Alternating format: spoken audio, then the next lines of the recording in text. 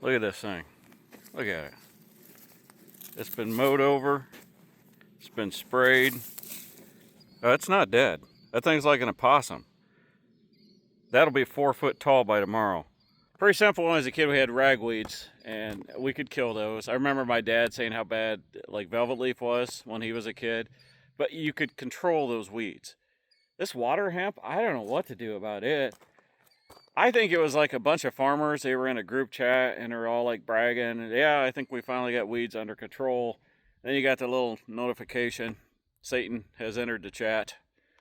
He's like, oh, I'm not going to make a new weed. I'm just going to give an old weed the Captain America treatment. Put him in the invincible machine to make him a weed from hell. Surely somebody's coming up with something. And don't give me this stuff about, oh, you can always cut it out with a hoe. I ain't going to do that, no.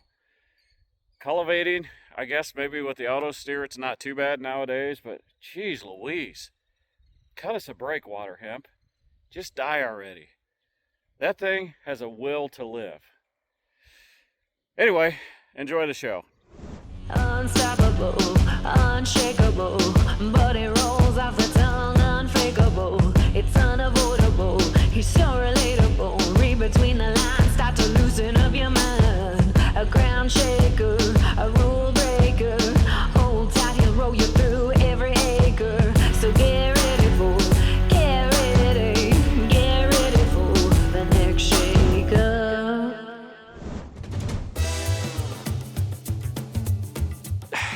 Hitch pins are overrated. We should just use the hydraulic hoses to pull stuff from now on. This must be the old John Deere style hookups. I miss those.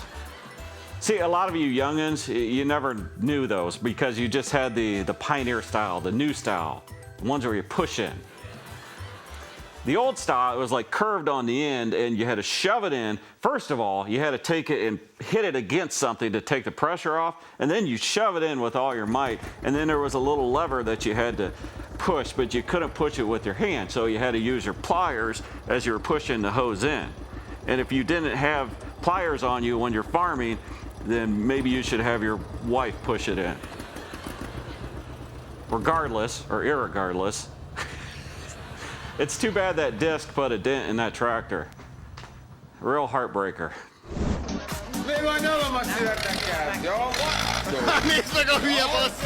Can we be sexist for just a minute? This is every farm wife's worst nightmare. The husband tells you, just get in the tractor, back it up just a little, just back it up just a little. And it's in front of the whole village. Apparently a Russian village or something Slavic, something that ends in a stan. They're just watching. Nobody's helping. They're just watching and judging. And you know the husband is the guy holding the camera, probably giving her the worst hand signals ever, getting more angry. Like, I don't even know what this means, but this is, you know how it is. They all start out, and then about the fourth or fifth time, like that's gonna help. It's like yelling with hand signals. Now one can fell, and I wonder by the reaction if like there was some kind of bet on this, a bet that it would crush all the cans at one time. Because the one thing I know about cowboys is that they'll bet on anything. Not necessarily will it be a financial bet with money, but it'll be a bet nonetheless. Like if it doesn't crush all the cans, then you have to wear a thong on the ranch tomorrow. You see, losing $100, no biggie. But if you're that guy, the guy that had to feed cattle wearing nothing but a banana hammock, that story is going to be told for the rest of his life, and many years after that. These are Busch Light cans. So it's quite possible that these cowboys are already wearing thongs underneath the Wranglers.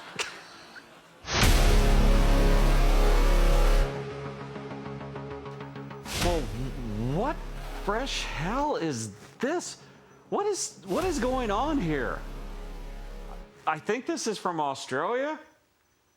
Hey, I don't care where it's from. I would drive that tractor into the lake and just hope for the best. Hey, why? Just why would these 8-legged hellhounds converge on the tractor? Probably because it's red.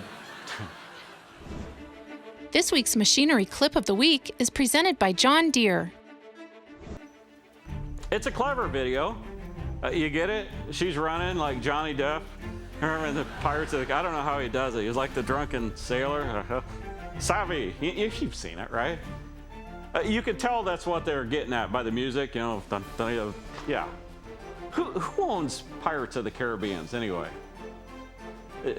We can play that, right? The music? Was it DreamWorks?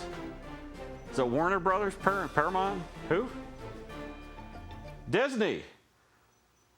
Cut it. Cut the feed. Cut the feed. We are back on the streets of Nashville talking to people all over the country. We're seeing what they know about agriculture and how showing the farm life connects everyone. Seriously, if you were in like a back alley and you saw Dolly Parton, would you just, kind of pick her up and take her somewhere? Absolutely. Yeah, I would too. I mean, that's a crime. It's a felony, but yeah, it's a Dolly. Well, they'd come and visit you.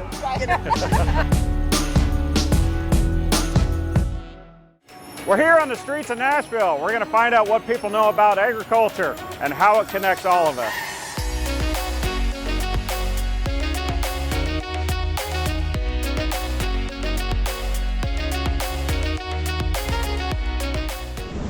All right, we're here with Paul out of Baltimore.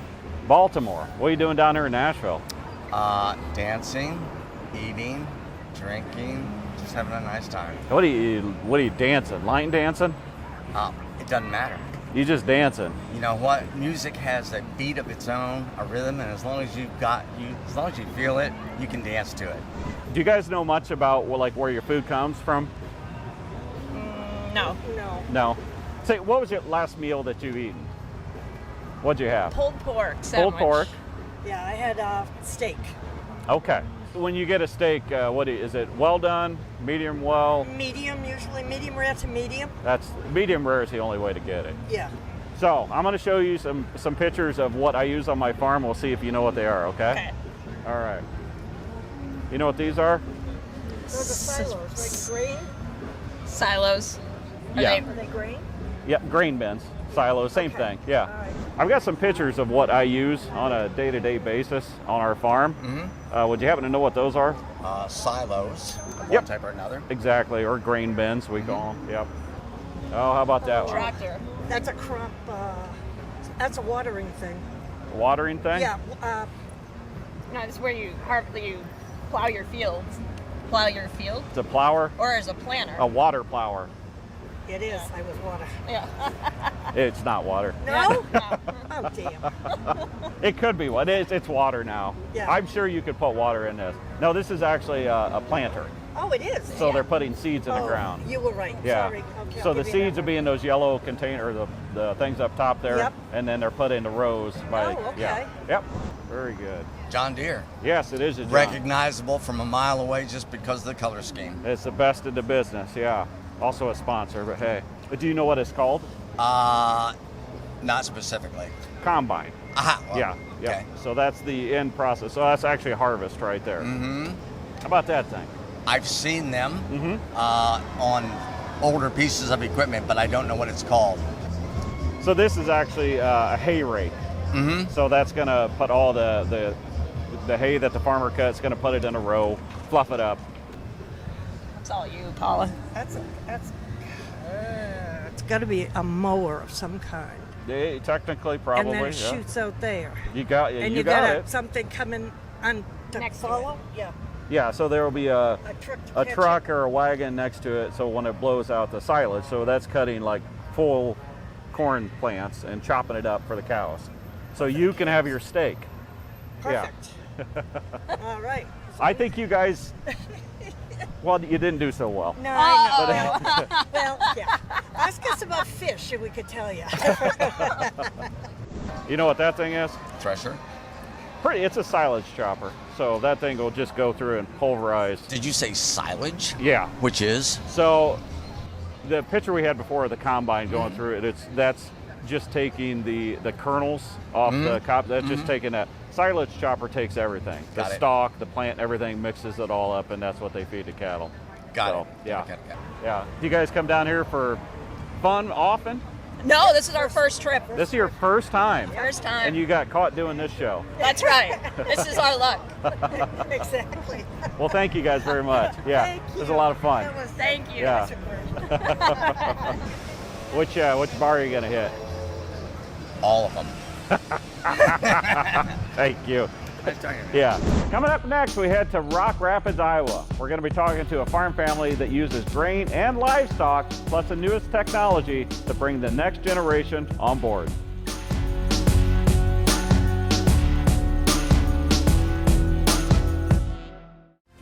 All right, we're here right outside of Rock Rapids, Iowa. We're here at JRT Focus Farms.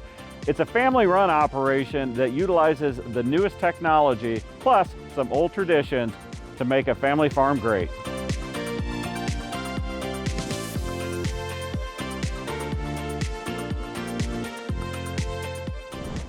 Okay, we're here in Rock Rapids, Iowa, barely, right? We're Barely. talking with John Bloomgren. So where is Rock Rapids in the great state of Iowa? So as far northwest as you can get. Uh-huh. How far are you away from South Dakota? 12 miles and less than 10 from Minnesota. And it is not your family farm, you married into I married into it, yes. Okay. It's, my wife has 4 brothers and her dad, and then obviously their grandpa started the farm. Yeah. And your farm here that you are doing with how many brothers? 4 brother-in-laws, yeah. So there's 5 total? of us. And the dad is retired? He still feeds cattle, comes Yeah. out. He'll be 82 here in June. Wow. And he's still feeding, huh? Yeah. It's his love. So what all do you raise? Pigs and cattle, corn and soybeans. Okay. Pigs. Fairly typical, right? Yeah, Yeah. pretty typical Northwest Iowa farm.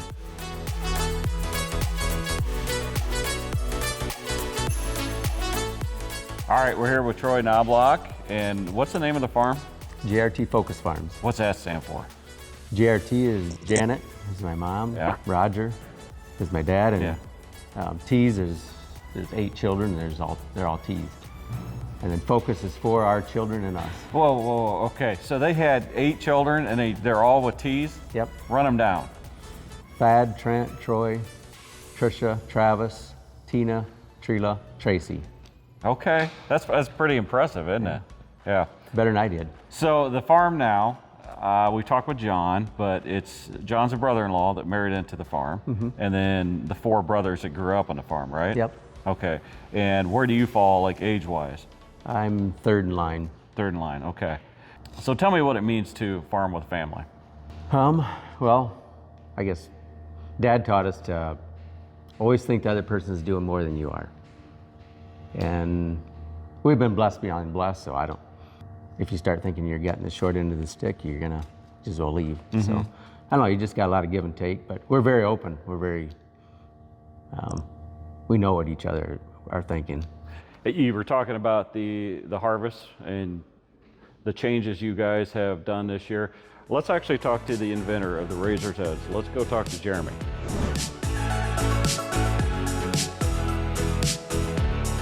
All right, we've talked about the concaves. Now we actually have the inventor, Jeremy Matuszewski. No, Matuszewski. Matuszewski. You got it. You nailed it the first time. Matuszewski. Yeah, you nailed it. Really good. You told me years ago it's much too sexy. I didn't tell you that. You just said heard to remember around, that. You just heard that around the grapevine, around the trade show circuit. Anyway, you actually invented these.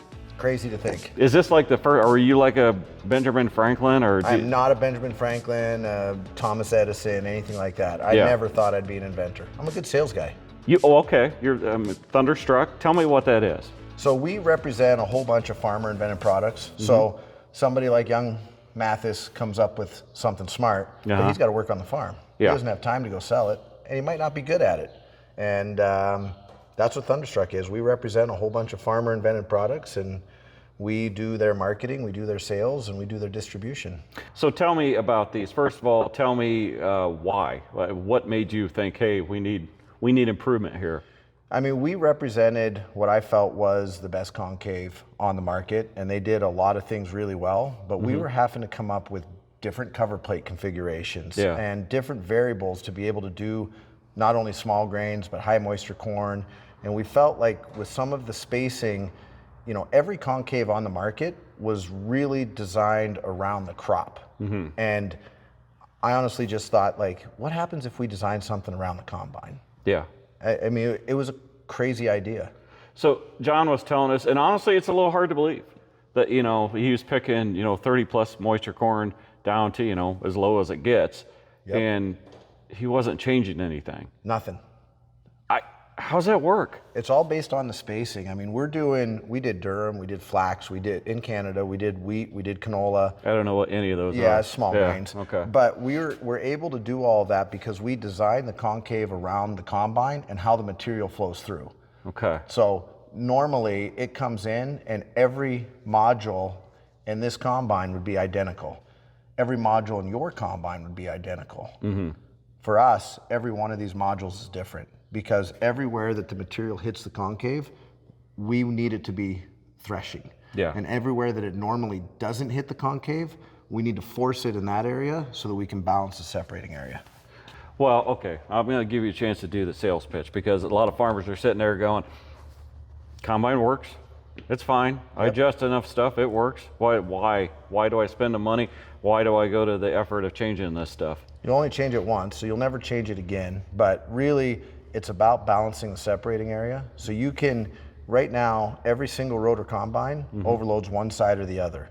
And so you're only using 60% of that separating area. When you can use the whole separating area and run the material through the combine the way the combine was actually designed to work, you can go faster, you can cut fuel, I mean, a cleaner sample. There's so many different things that are an advantage. So why not? Well, I think it's really cool what you've done, not just with Thunderstruck, because I've always appreciated what you've done with that. Not just for yourself and what you built, but what you have provided to farmers out there that had really good ideas. And now they're able to make profits, make a living off of it. But to go a step more and actually put Inventor on your LinkedIn, you're like the Elon Musk of concave. Steve Jobs presentation, right? I'm just kidding. I'm not the Elon Musk of anything. Not that I don't like Elon, but I think that this is just another cool way to help farmers. Yeah. Much like the spoked gauge wheel, you know, the residue like there's been so many cool products that we've been able to represent, and now we just get to represent one of our own. Yeah. Well, Jeremy, I want to thank you for having us out here. I want to congratulate you on this invention. Very cool what you've done. But I want to talk to the person that actually ran this in their combine. I want to talk to John. Way better than me. That's right.